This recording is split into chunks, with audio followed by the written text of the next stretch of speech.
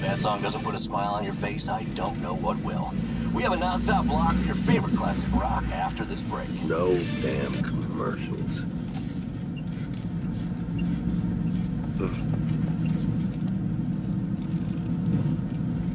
Oh.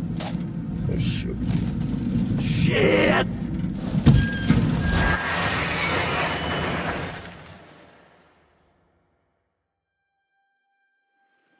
And I looked up, and there they were just in the middle of the flippin' road, waving their hands and arms like a bunch of crazies. Where you coming in from? Fort Wayne. Been driving since 3 a.m. Early start.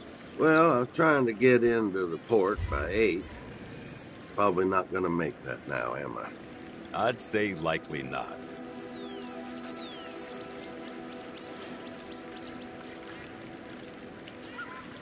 You know what?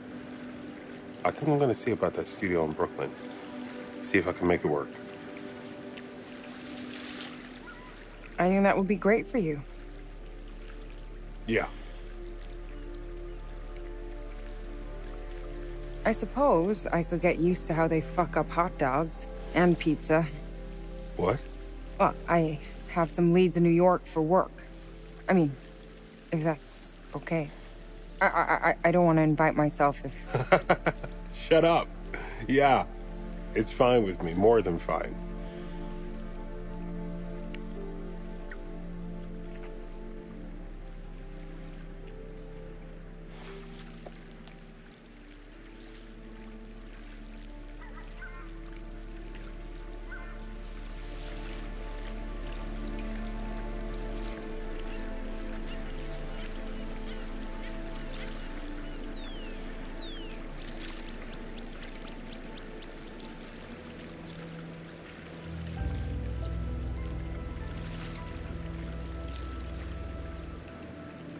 Need a smoke, buddy?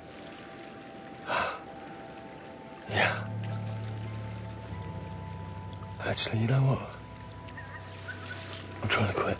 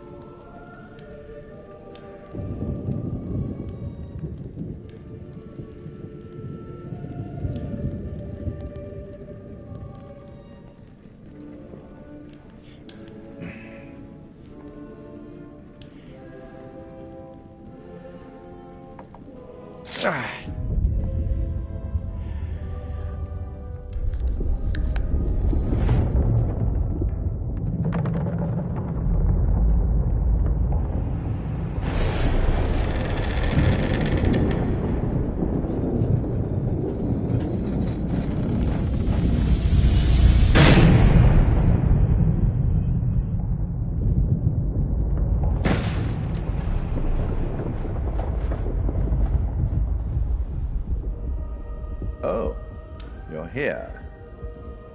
All good things must come to an end, but how good was the end for our crew?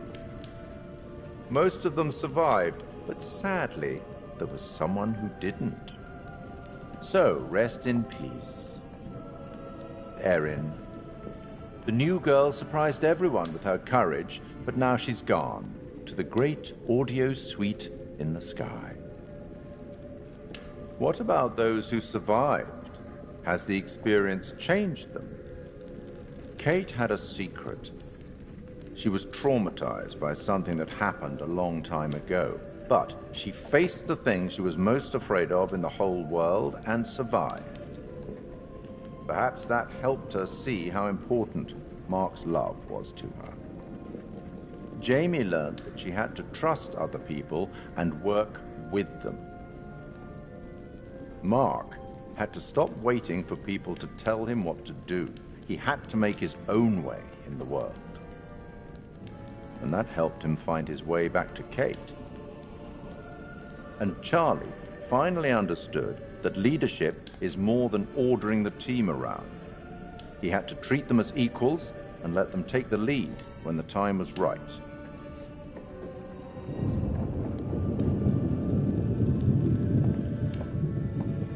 I'll tackle the paperwork in the morning. Can you find your own way out? It was, as always, enlightening. I have no doubt we'll meet again in the future. Farewell.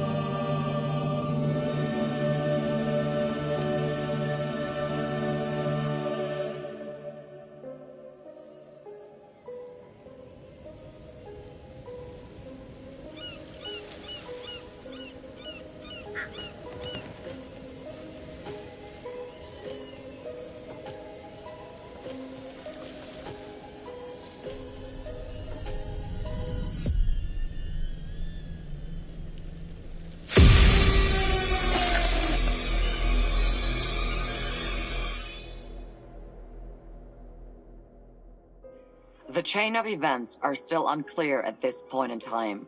What we can confirm is that a little after 7:30, a truck driver was flagged down to render aid. The police were called and quickly arrived on scene.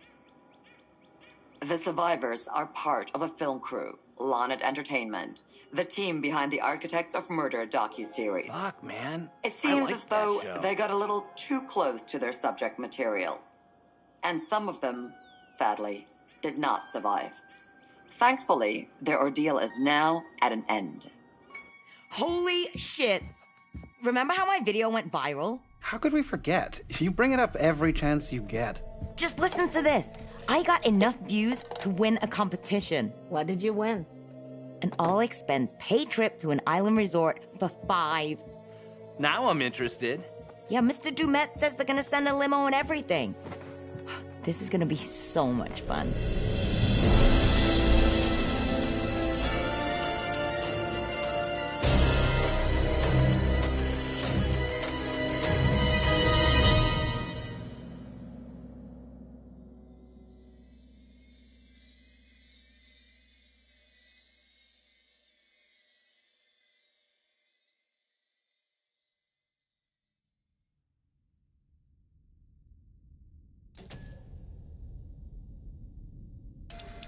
Oh, death. Oh, death. Won't you spare me over to another year?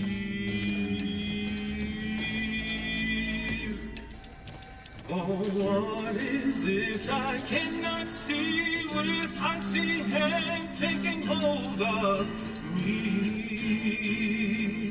Oh, death and death, none can excel. I open the doors to heaven and hell. Yes, I have come to get your soul and leave your body and leave it cold. To drop the flesh from on your frame, the earth and worm both have their claim. I said, oh, death, oh, death, won't you spare me over to another eve? I said, oh, death, oh, death, won't you spare me over to another eve? Now, death, if this is true, please give me time to reason with you. From time to time you heard and saw, so I close your eyes and I lock your jaw. I'll lock your jaw so you can't talk. I'll fix your feet so you can't walk. And I'll dim your eyes so you can't see this very hour. Now come with me. I said, oh, death, oh, death, won't you spare me over to another eve? I said, oh, death, oh, death, won't you spare me over to another eve?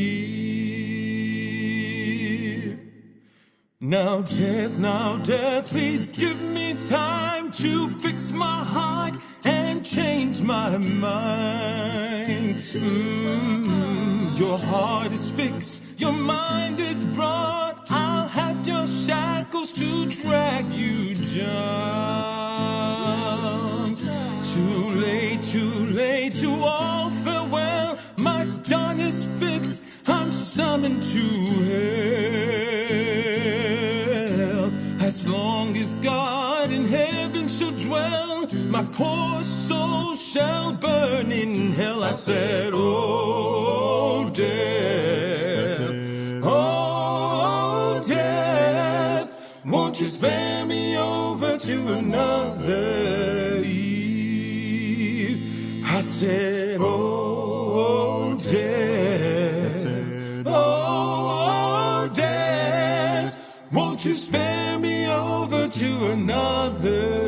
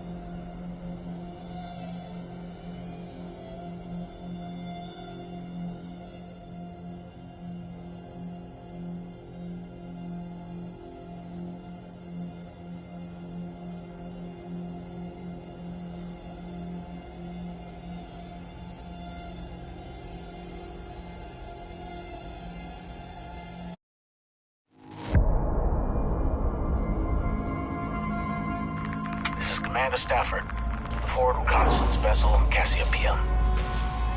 After successfully rendezvousing with a Charybdis marker, we have detached the booster ring and spirits are high as we make our final approach to Tau Ceti F. The ship has suffered a hull impact, but damage is minimal, and our technicians are restoring full functionality. This is Thomas Carter. Something's wrong with Sims. She's trying to kill me. I think... Our next transmission will be broadcast from orbit around humanity's future home. Stafford out.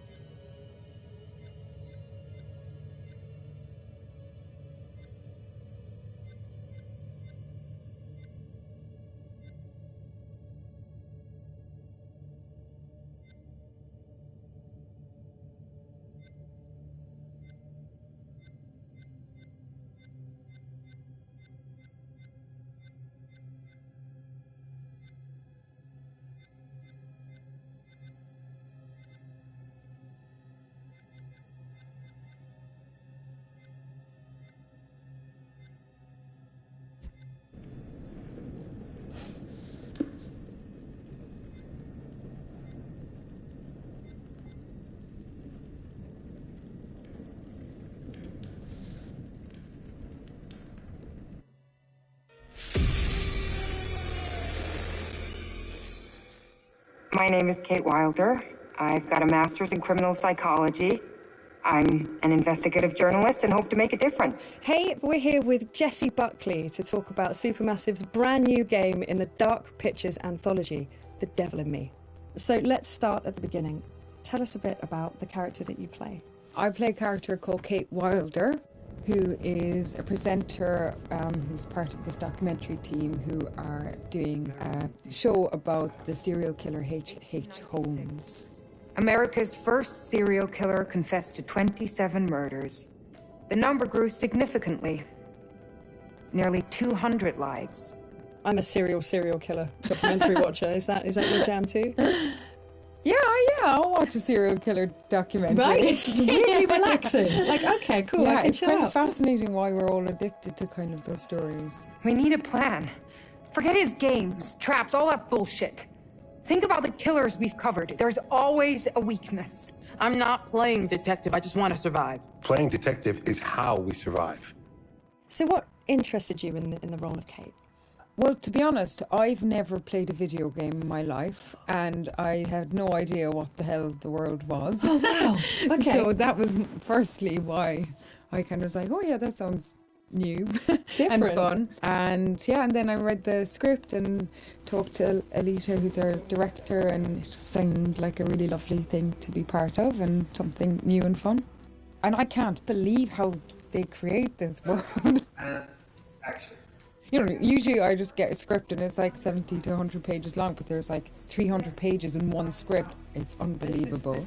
So, as you kind of mentioned, the game has multiple branching paths, so your character could end up in any number of situations. What's it like to film a scene, you know, multiple times with different endings? What I've found is like you can only be in whatever strand you're in at that time and figure out the emotion of it at that moment, because then you can offer up something completely different when you go into a different strand. And it's a very like immediate experience, which I guess is also what a player will feel when they're doing it as well. So I just kind of try and keep my head in where we are right there at that moment. And if I was trying to think of what was happening in the other strand, it would be a disaster. It must be really hard, yeah, because you kind of have this mapping, I suppose, in your brain of what, you know, what the outcomes could be, and then just trying to stay in that moment. It's very interesting stuff. So many things can happen to characters in the Dark Pictures anthologies. How do you make sure that Kate is always Kate, no matter what she's kind of faced with? Well, I guess before we started, we did a big read-through with everybody, so it was good to kind of get a handle on who she is in the context of the environment she's in, but also the relationships that are in the world as well. It just kind of reveals itself from the script, and I just kind of let her run free and see what That's so cool, happens though. to her. Yeah, I don't think anybody has continuity in themselves. I don't anyway. It must be very difficult. Yeah, really difficult. And that's it. I guess it's quite good fun to then go, okay, let's go with this and see where we end up. Well, I think also Kate lives on the knife edge of she has a genuine obsession and curiosity about serial killers. So there's part of her that's kind of running towards it and part of her that's running away from it, you know, and all of them have come to be curious about H.H. Holmes, but also with that, you're kind of living a real life horror as you're going into this world. So, come on, Charlie. What do we know about this guy? And everybody's fantastic, like, and they're all such distinctive people, you know. And they all somehow genuinely feel like a crew, you know, like you kind of have the kind of riffs. Charlie is thinking. She looks a lot like a temper tantrum. And the new fledgling loves, and then the kind of creeping horror of your life. What are you doing with your life? Sounds you know, familiar. Yeah, I think I've been there at 3 a.m. What is all of this? Okay, so let's talk about the setting that Kate finds herself in. I've heard something about murder castles. I'd like to know more. So the production company that Kate works for, Lonnet Entertainment, they get a mysterious call from a stranger who says that he's basically made a replica of H.H. Holmes' murder castle. Wicked. And invites them to come and document it because he knows that they're interested in serial killers.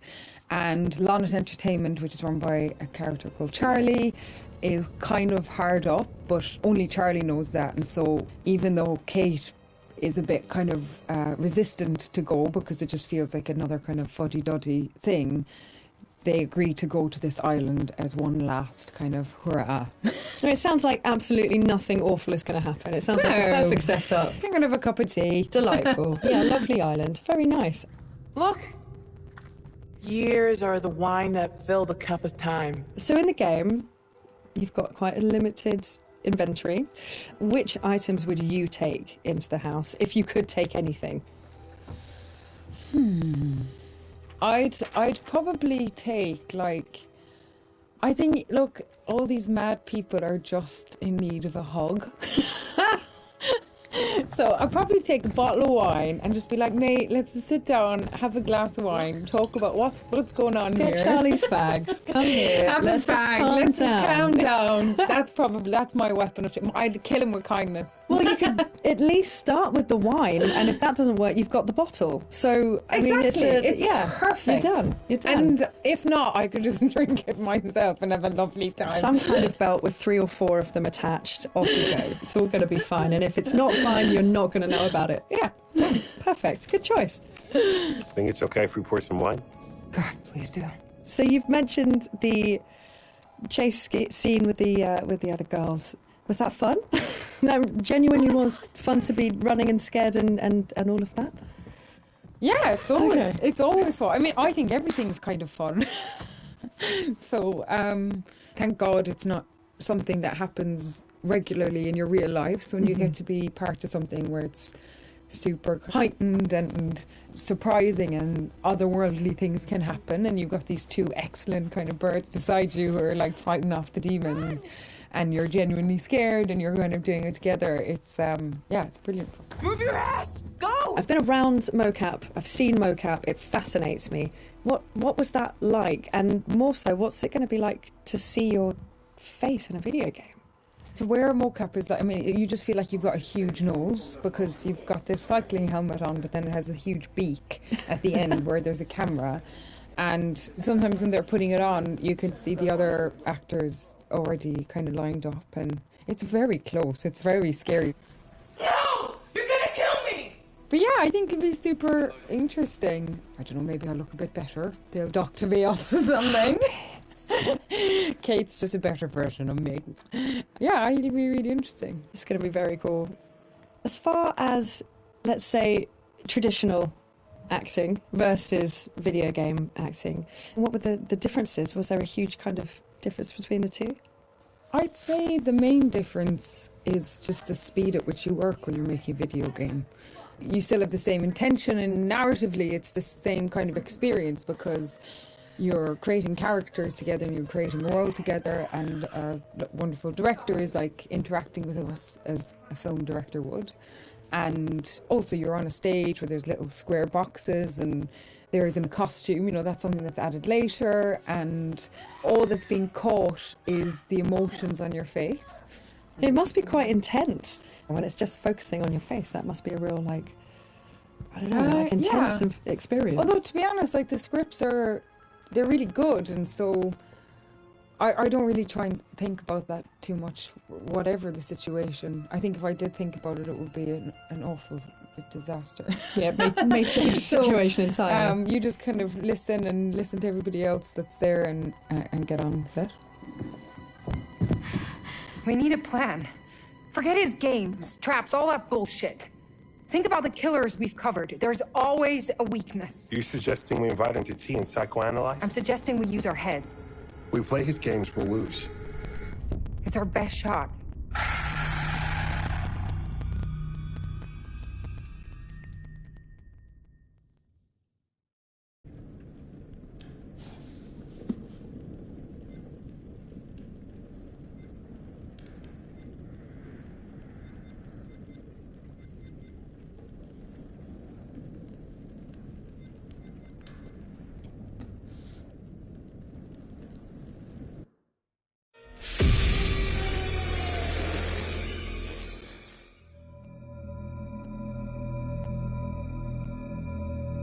Torture chambers, secret passageways, vats of acid, and deadly vaults.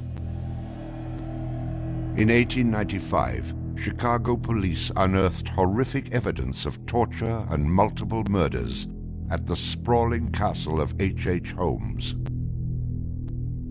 Masquerading under the guise of caring doctor, kind husband, and prominent businessman, H.H. Holmes was a contemporary monster, designing his buildings solely for the disposal of human bodies.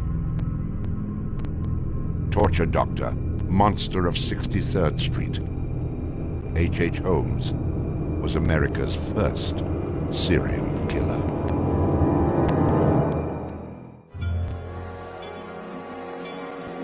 Just south of Chicago, the suburb of Englewood was thriving with commerce. The train station itself had 9 leading lines of railway and over 100 trains stopping there every day. No other suburb of Chicago had this luxury. Dr. Henry Howard Holmes, a pleasure to meet you.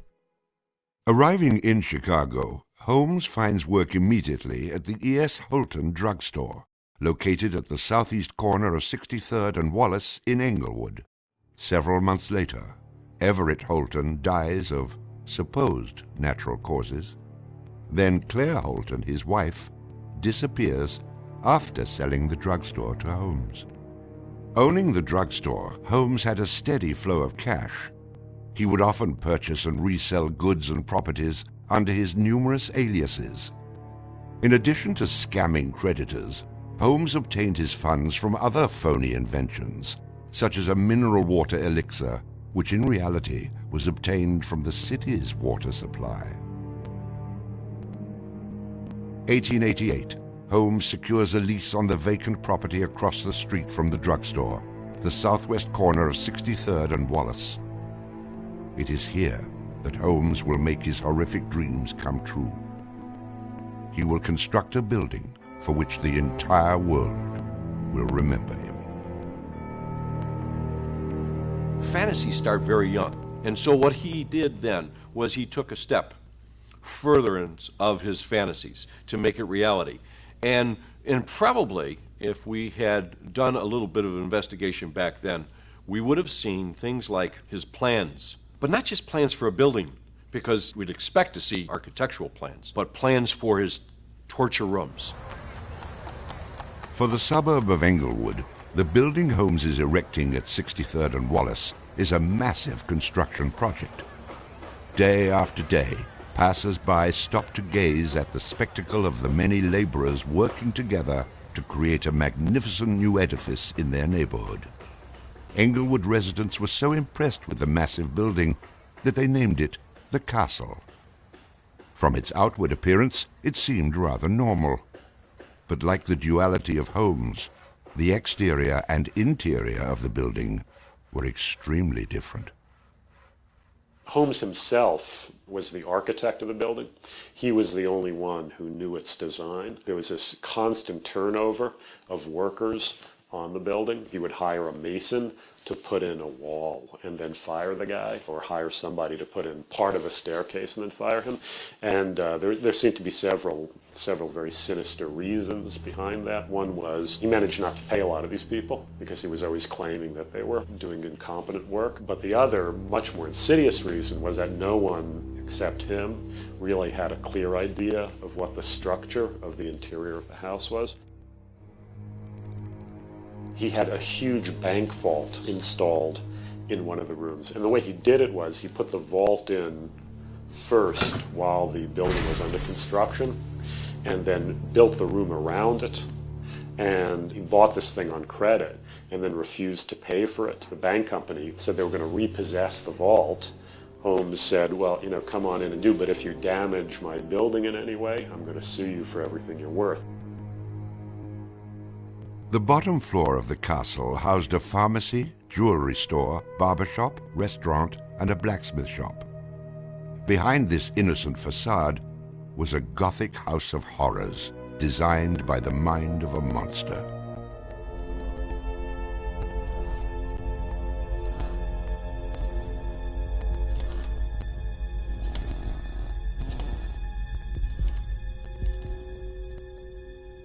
The third floor seemed innocent enough, containing rented rooms, legitimate offices, and Holmes's own bedroom.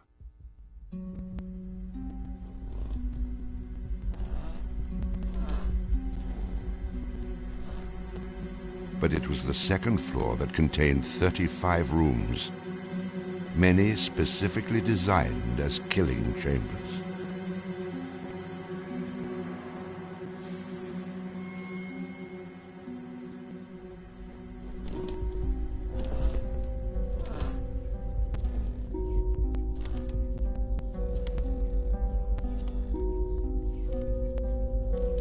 Disorienting unsuspecting victims, The labyrinthian construction contained numerous staircases and doorways that led nowhere.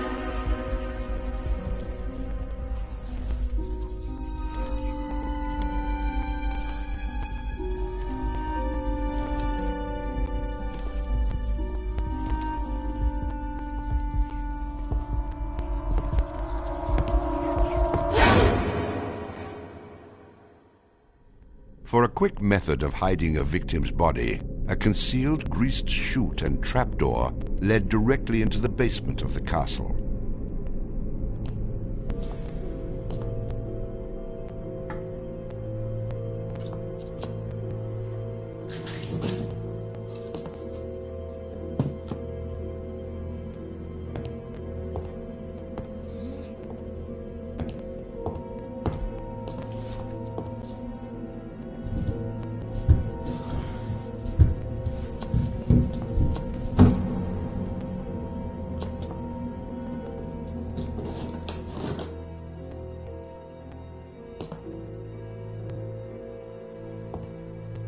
The basement held the most terrifying rooms, resembling a medieval torture dungeon. Acid vats, quicklime pits, and a crematorium disguised as a glass-bending furnace were Holmes's favorite methods of immediate body disposal.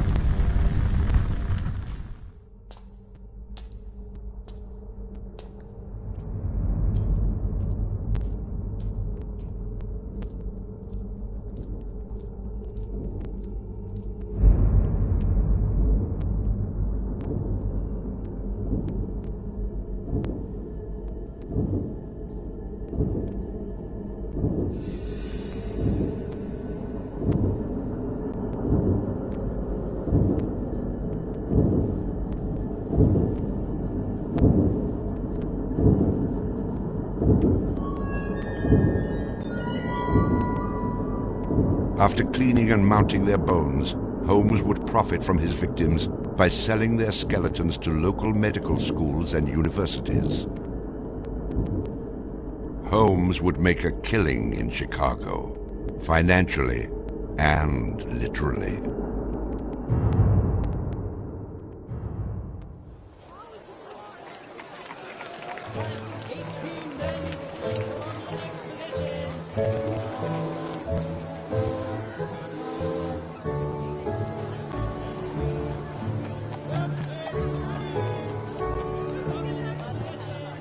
May 1st, 1893, the World's Columbian Exposition is open to the public in Chicago. Spanning 600 acres, sprawled out along beautiful Lake Michigan, the magnificent fair is a monumental sight to behold. Over 20 million people from around the world would attend the dazzling World's Fair between May 1st and October 30th, 1893.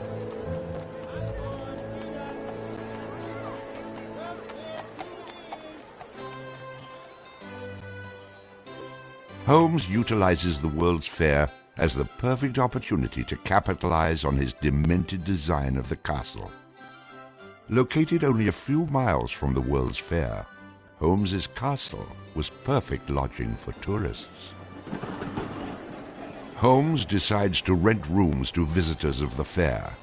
He entirely renovates the upper floors of the castle, bringing in the most modern furnishings and luxuries, all purchased on credit, which Holmes had no intention of repaying.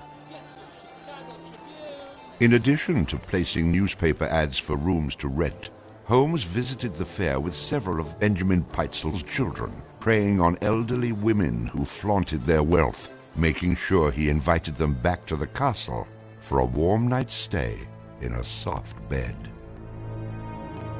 They're not calling their relatives telling them where they're at. They just know that they're going to Chicago to see the Columbian Exposition.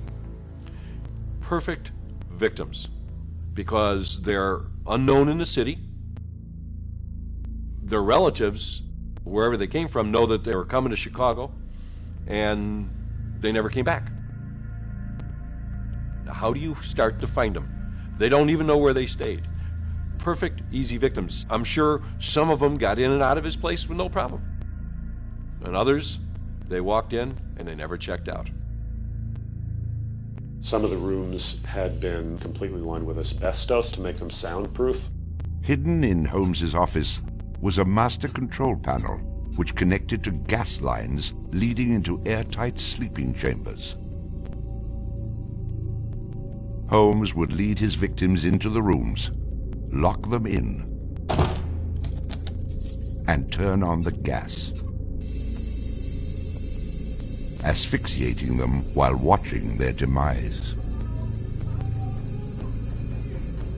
Let me out! Holmes, let me out, please! Holmes!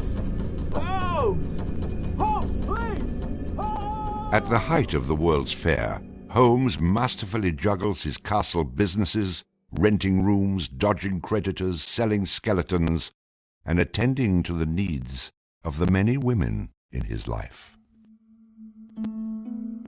I have had many young ladies in my employ, most of whom are still living in and about Chicago, whose parents and friends know only too well that far from being their seducer, I have done much to materially help them in their narrow lives. Being a personable, attractive young doctor and businessman, Holmes won the hearts of many women throughout his life. At one point, Holmes managed to secretly have 3 wives, each never knowing of the others.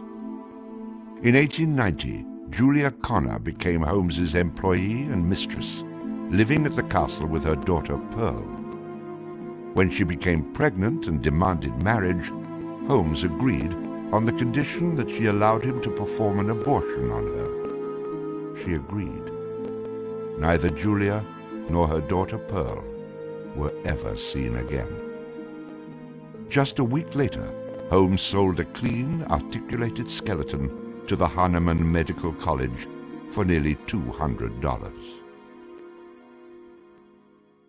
In 1892, Holmes acquired another mistress, Emmeline Sigrand, and employed her as private secretary. Holmes sent Emmeline into the vault to retrieve some papers and sealed it, suffocating her to death. Several weeks later, the University of Chicago acquired a female skeleton from Dr. Holmes. In 1893, Minnie Williams became Holmes's new private secretary and eventually his mistress. Minnie was the beneficiary of a property in Fort Worth, Texas, valued at over $40,000. Holmes murdered Minnie and her younger sister Nanny after having Minnie sign over the Fort Worth property to him. In 1894, Georgiana Yoke became Holmes's 3rd wife. He married her under the name Henry Mansfield Howard. Like his other legitimate wives, Georgiana lived out her entire life. On July 19, 1895, Chicago police enter the Holmes castle. The world would now learn of the horrors that the castle had kept secret for so very long.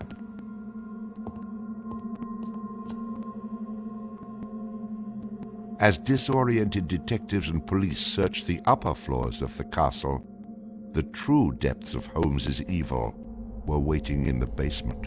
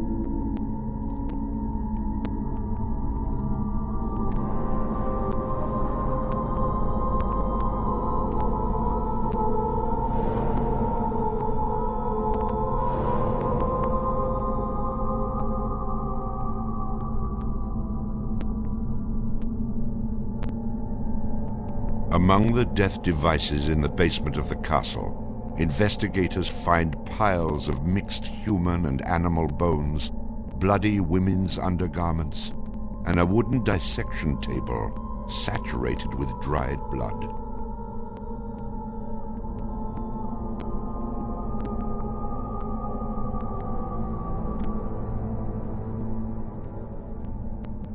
Chicago police were inundated with names of people reported missing from the World's Fair. 50 missing people were eventually traced to the Castle of Horrors.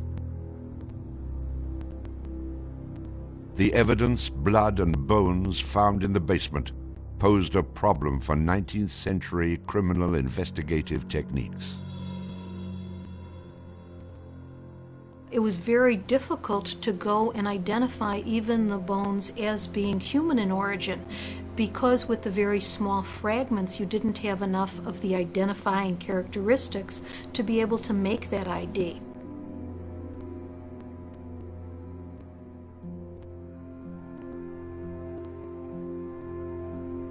The world is now calling Holmes the Monster of 63rd Street, Torture Doctor, and the Modern Bluebeard.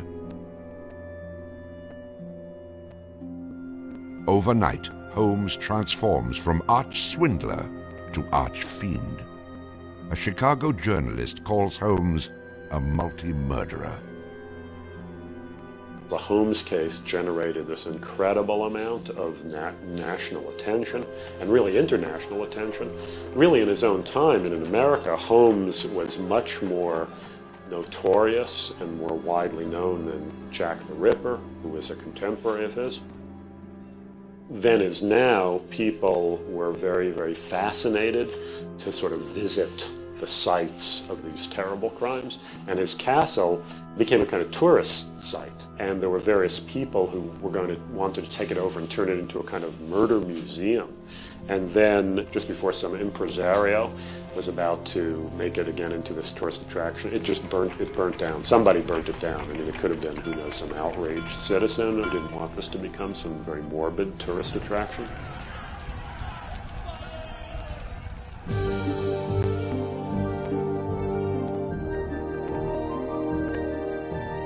Holmes's trial was kind of the O.J. Simpson trial of the day. It just generated this huge amount of publicity. The case had become a kind of national obsession. Of course, there wasn't CNN or Court TV back then, so it couldn't be covered quite as relentlessly, but it was covered very, very extensively. There were true crime books and pamphlets and all kinds of stuff.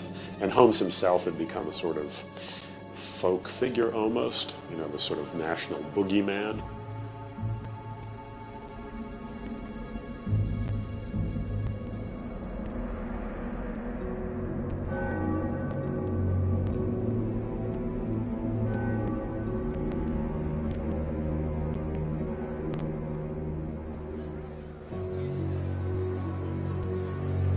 The courtroom fills for the final verdict to be read.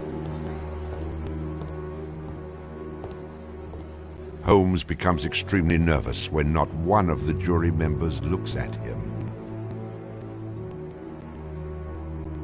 In his entire criminal career, this is the moment Holmes never believed would occur. He is found guilty of murder in the first degree.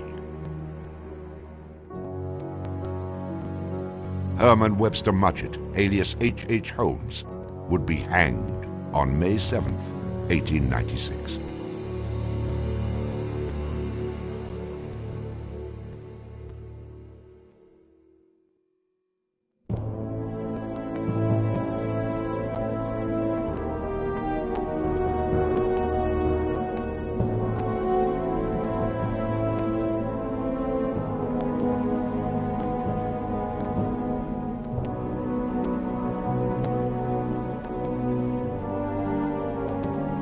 While Holmes was in jail, awaiting the execution of the sentence, he was made an offer by William Randolph Hearst, supposedly for a significant amount of money, to provide his confessions. Holmes, who had already issued about a half a dozen completely self-contradictory versions of his crimes, clearly at this point felt he had nothing to lose. He was going to die anyway. In this confession, he did a complete about-face and portrayed himself as the worst monster who ever lived. He just basically confessed to every crime anybody had ever suspected him of, and threw in a few more for good measure. He's reliving the fantasies after the fact now. He's reliving the fantasies of things that he did. She was very willing to do this, and prepared to leave the vault upon completing the letter, only to learn that the door would never again be opened until she had ceased to suffer the tortures of a slow and lingering death. The partial excavation in the walls of this room found by the police was caused by Latimer's endeavoring to escape by tearing away the solid brick and mortar with his unaided fingers. I closed the door and turned on both the oil and steam to their full extent. In a short time, not even the bones of my victim remained. It was the footprint of Nanny Williams that was found upon the painted surface of the vault door, made during her violent struggles before death. Only one difficulty presented itself. It was necessary for me to kill him in such a manner that no struggle or movement of his body should occur. I overcame this difficulty by first binding him hand and foot, and having done this, I proceeded to burn him alive by saturating his clothing and his face with benzene and igniting it with a match. As soon as he had ceased to breathe, I cut his body into pieces, and by the combined use of gas and corn cobs, proceeded to burn it with as little feeling as though it had been some inanimate object.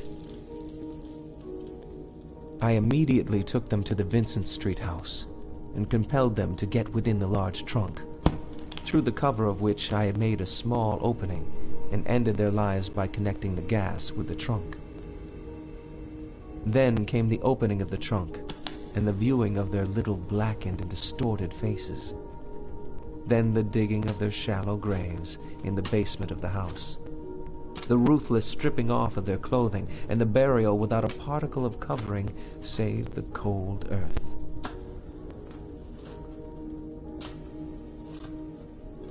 I am convinced that since my imprisonment, I have changed woefully and gruesomely from what I was formerly in feature and figure. My features are assuming a pronounced satanical cast. My head and face are gradually assuming an elongated shape. I believe fully that I am growing to resemble the devil.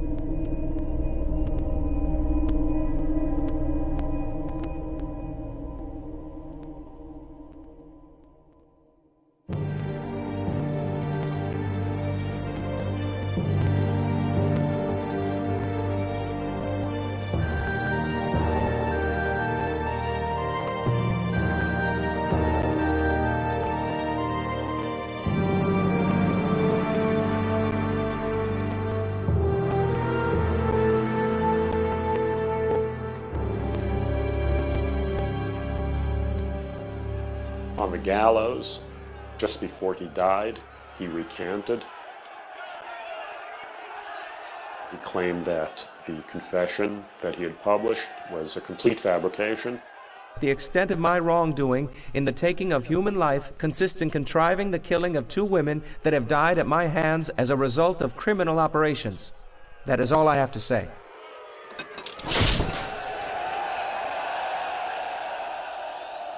H.H. Holmes is hanged on Thursday, May 7th, 1896, just 9 days before his 35th birthday.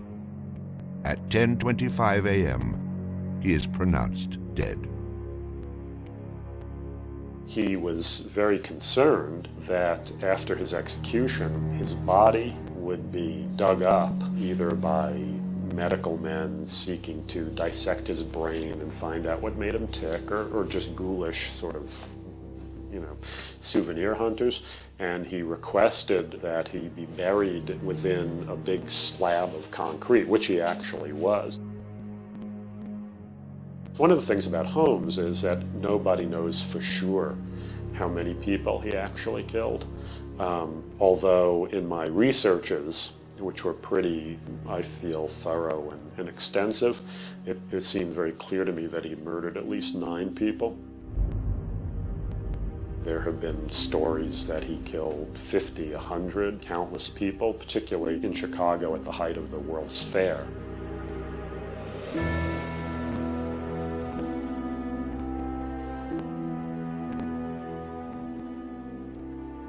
How many people did Holmes actually murder?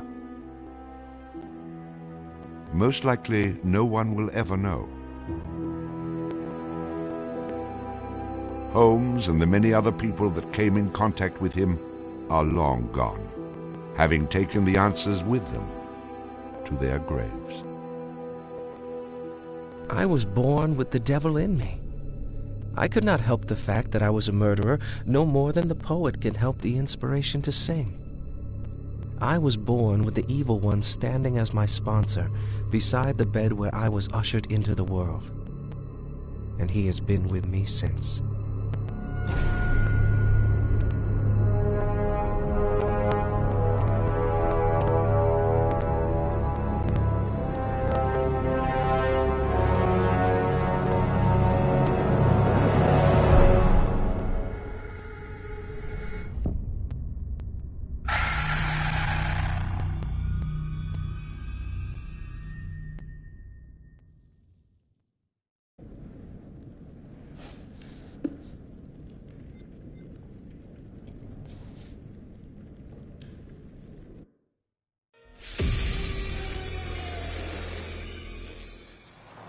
So, what do we know about this guy? He's rich, he's a recluse, he's obsessed with H.H. Holmes. We're going to a property he inherited from a relative. Some of the rooms are full recreations from the murder castle. Dumet has blueprints, documents, artifacts. Totally sane, I'm sure. There are various elements we knew we wanted to explore when designing the hotel. From developing areas and set pieces that generated a constant sense of uneasiness and tension, to memorable trap rooms that forced the player into frantic life and death decisions. I'm so sorry. We took a lot of inspiration from Holmes' original murder castle, as we wanted to capture the way that Holmes' castle was created to disorientate and confuse his victims. Welcome to the World's Fair Hotel. As cunning as Dumet is, not everything in his castle runs like clockwork anymore. His operation has become so vast that he can't maintain everything, and the Lonnet crew have turned up at just the right time to exploit that. The production design for the hotel needed to reflect the original design, utilising a Victorian-style facade and castle turrets, interiors with ornate mouldings and panelling, being made larger to accommodate the game's intention to be used as a vast labyrinth to create fear and horror. This included the hidden rooms, sliding walls, trapdoors, and secret basements, but with extra central monitor rooms and death rooms, all hidden from the guests, providing multiple layers and multiple levels to explore, unveiling the horror within. Special attention was given to the design of the areas such as the lobby, the bar area, and the dining rooms to provide an authentic, believable Victorian hotel, bringing a feeling of magnitude and foreboding to intimidate the player. Guys? Is that you? The hotel guest rooms were designed to be opulent yet aged, in keeping in style with furnishings and fittings, yet having additional modern electronic window shutters installed to trap the victims. Secret observation rooms were also built adjoining, with hidden doorways to enter. Corridors were cleverly designed to include mechanical sliding walls hidden within the Victorian framework, used to change the layout of the labyrinth throughout the hotel. Fuck. The murder inventions designed within locations included the suffocation and crushing rooms, furnaces, and acid baths. The monitor room was a newly constructed area, deep within the core of the hotel. This room allowed Dumet the full control of the labyrinth and its workings. In The Devil in Me, we make use of a range of mechanics new to the Dark Pictures series to help convey the unsettling mood and threat of the hotel. With an expanded focus on exploration, the player spends a lot of the time exploring the hotel's labyrinthian corridors, and as each character revisits a shared area, the feel of it changes. Each character has their own unique light source. Erin and Jamie, as the practical sound and lighting techs, have fairly straightforward torches, with Erin's directional microphone providing an additional small light when in use. Mark, the camera operator, has his camera flash, lifting the darkness in short bursts and providing mini jump scares as the player suddenly sees something out of the gloom. Kate lights her way around with her makeup mirror, providing a small amount of light to fumble through the corridors. And then Charlie's sole light source is his own cigarette lighter, casting the hotel in its flickering orange light and barely really lighting anything at all. Jamie! Over here. Each character experiences these shared areas differently through this, adding to the sense of the familiar hotel rooms changing with each visit. It's amazing. The Ellen Hotel was originally built in the 1890s. It was converted into a spa later on until it was abandoned and finally chosen by Dumet for his murder playground. Some parts had been restored, like the rooms the characters stay in and the lush lobby and bar areas on the first floor. We work closely with concept art and art direction to create distinct color palettes and ornate assets that made those areas more inviting while still leaving something unsettling about their imperfections. But elsewhere, we could show the hotel and spa's original treatment rooms and the indoor pool which had fallen into disrepair and other thematically different places. Our second challenge was getting into Dumet's head. We knew that he was supposed to be a very meticulous man. He's the sole architect of this place and proud of his creations. Some rooms are deliberately left in disrepair. We created them with the base layers showing, and we scattered building equipment around to tell the narrative that Dumet still has plans for them. Others he had completely purpose-built. That's where we used a mix of old brick and breeze block materials next to each other to create contrast. And on top of that, there are traps everywhere. Some of the most interesting areas to create were the ones which were supposed to be off-limits to hotel guests. We wanted to show the stark contrast of his personal space versus the one he hunts people in. The team went as far to even design Dumet's handwriting, and we used that on boards and documents to show more of his personality. There's storytelling in every small detail. Lighting in Devil in Me is a bit different from the previous Dark Picture games, since we have more explorations and more playable areas in the game for players to freely explore. We had to slightly adjust the way we used to do lighting by adding some new stuff, such as adding more guide lights in the environment for direction, or add some interactable light fixtures that you can trigger on and off by walking closer or away from them. So there are 4 types of lighting styles in the hotel. The first one is the regular hotel areas where everyone should feel safe and cozy. We try to use more bright, warm colored lights with different elegant light fixtures. And the second one is the areas that are either under constructions, used as Dumet's workshop, or places only lit by moonlight or should be pitch black. We used cooler temperature lights or even blue lights for these kind of areas with very low light intensity and very heavy volumetric fog to enhance the claustrophobic vibe and to elevate the tension. So the third one would be the control room where Dumet watches and controls all the activities in the hotel. We want this room to be especially bright, like an industrial warehouse with a cool, eerie mood to separate it from the other rooms. And the last one is all the rooms that are designed to be slaughter stages. Killing is like creating art to Dumet, and he wants all his artworks to be presented epically with audiences, classical music, and beautiful lighting setup.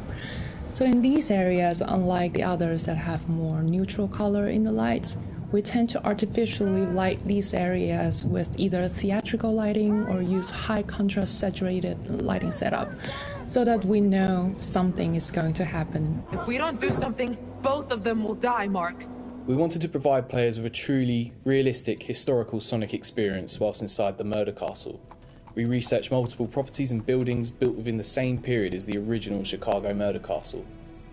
Authentic door foley and sound effects elements were high on our priority list. We recorded multiple door openings, closings, handles, rattles and squeaks. Throughout pre-production, we'd seen all the variations of emotion characters would be displaying when using the doors, ranging from calmness through to blind panic and incensed rage. All these emotions could be channeled into the performance we recorded. Another element of the soundscape we went into considerable detail recording was floorboard and stair creaks. Virtually every step we took provided us with a distinctive and unique sound. We recorded these creaks in 3 states: running, walking, and walking slow.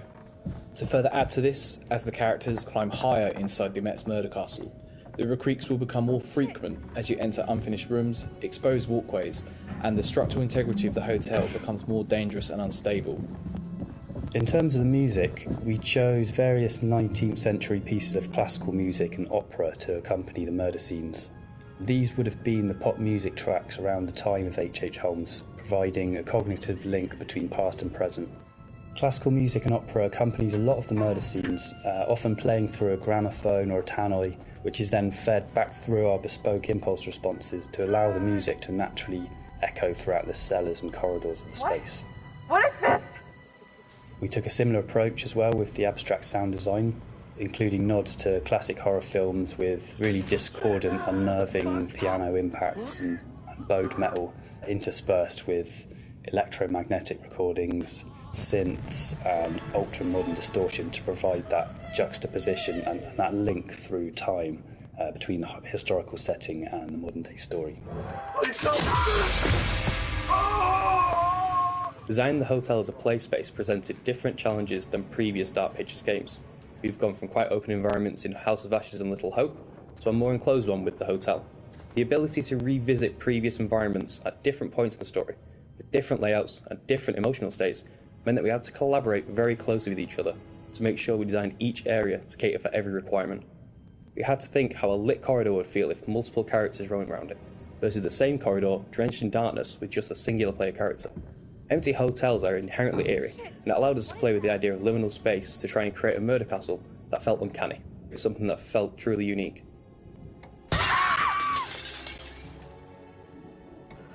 It's me! Get in here! Jamie? Thank God.